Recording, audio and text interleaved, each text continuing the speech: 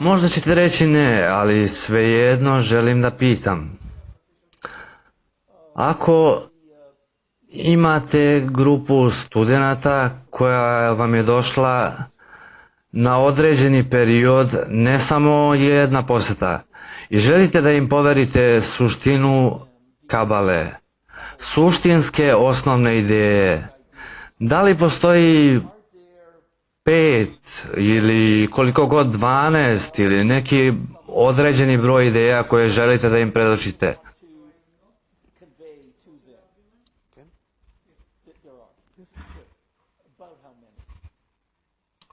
Postoji možda 3 ili 5 principa. U redu, recimo 5. Najpre, prvi princip. Postoji viša sila i svi živimo u njoj. A mi smo egoistični delovi koji su suprotni od nje. Naš ego je evoluirao, kao što smo rekli, u proteklih nekoliko hiljada godina. U ovom svetu na kraju ovog razvitka dostići ćemo stanje kada se moramo ujediniti sa ovom silom. Ko smo mi? To je drugi princip. Ova viša sila je potpuno dobra, altruistična i stvorila nas je suprotno od nje, kao egoiste. Ali da bi se ego u nama razvio do tačke kada možemo spoznati da je naša priroda destruktivna i da ne postoji ništa toliko loše kao to, da želimo da se oslobodimo toga i postanemo kao ta sila. Tada uz pomoć metoda kabale moći ćemo da postanemo kao ta sila. Treći princip, mi smo jedna duša. Jedna egoistična želja koja je stvorena od strane više sile kao jedna želja. Želja za uživanjem. I razdvojeni smo. U hiljade i milione komadića zvanih pojedinačne duše i one su ono što se razvija u toku ovog procesa. Moramo da se izmenimo i postanemo slični kreatoru. I to znači da svi treba da se ujedinimo. Sve duše moraju da se vrate u jednu dušu zajedno.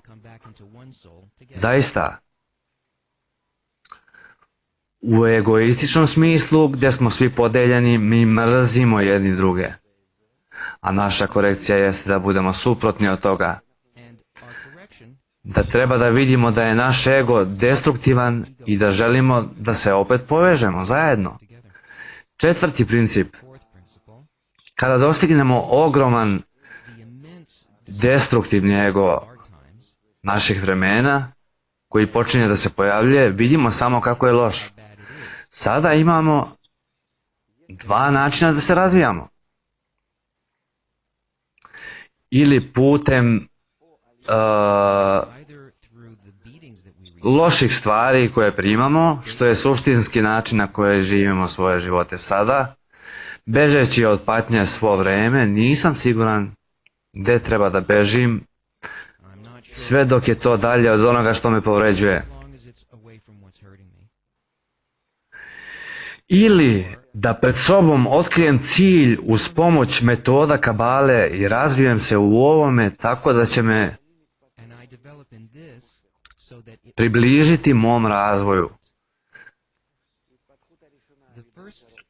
Prvi put je put evolucije i naziva se put patnje.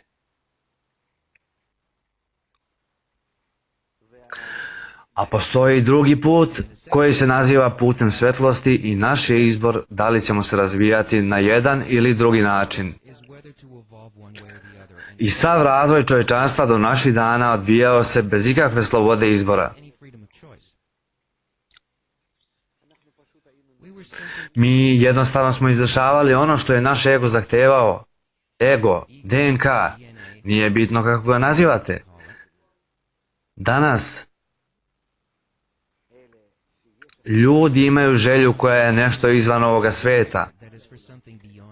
Oni ne mogu dobiti ispunjenje od bilo čega što mogu imati u ovom svetu.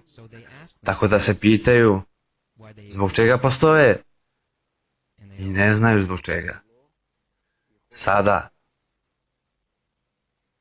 imaju i slobodu izbora da nastave putem patnje kao ranije, primajući kaznu ili da se razvijaju prema cilju koji ih privlači na put spiritualnog razvitka. Onog momenta kada čovjek otkrije mudrost Kabale, on počinje da uči. Uz pomoć kabalističkih knjiga o svom ispravnijem i sve naprednijem stanju. I tada, dok čita o tome, on je privučen ovom naprednijem stanju i nije mu potrebna bilo kakva patnja. Čak on biva konstantno privučen sve naprednijim fazama, ali ovo uz uslov da uči iz izvornih kabalističkih knjiga. Jedine izvorne kabalističke knjige našeg vremena, knjiga Zohar, zapisi Arija i Bala Sulama.